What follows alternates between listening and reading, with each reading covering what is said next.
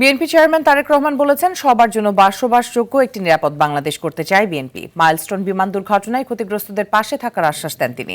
তারেক রহমান বলেন, বিএনপি বরাবরই স্বাধীন গণমাধ্যমে বিশ্বাসী। রুদ্র রফিকের রিপোর্ট।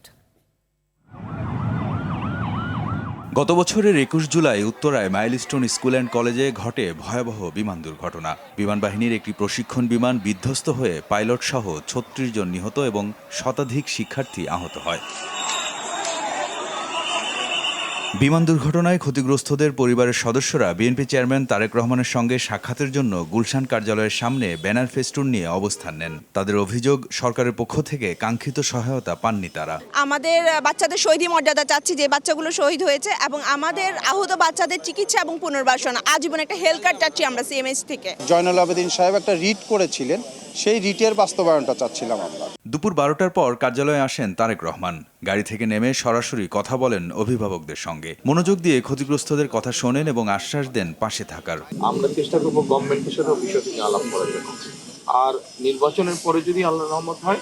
সিলভার টিপ কন্ট্যাক্টে তৈরি নিরাপদ ও নান্দনিক ক্লিক সুইচ। ক্লিক সুইচ, নির্ভরতা জীবন জুড়ে। আমরা আমাদের মতো করে চেষ্টা করব।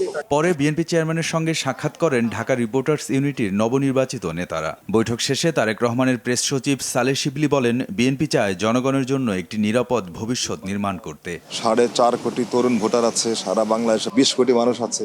এই মানুষগুলি কিভাবে আরো সুন্দরভাবে জীবন যাপন করতে পারে, নিশ্চিত নিরাপদ ভূমিতে বসবাস করতে পারে, কিভাবে করা যায়, উনি মনে করেন এই কাজগুলি আমাদের এখন করার সময় এসেছে। তারেক রহমান দেশ গড়ার পরিকল্পনা বাস্তবায়নে গণমাধ্যমের সহায়ক ভূমিকা প্রত্যাশা করেন বলেও জানান সালেহ শিবলি। বিএনপি বরাবরই স্বাধীন সংবাদপত্রের পক্ষে, স্বাধীন গণমাধ্যমের পক্ষে।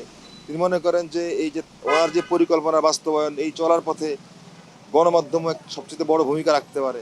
রুদ্র রফিক, RTV, ঢাকা।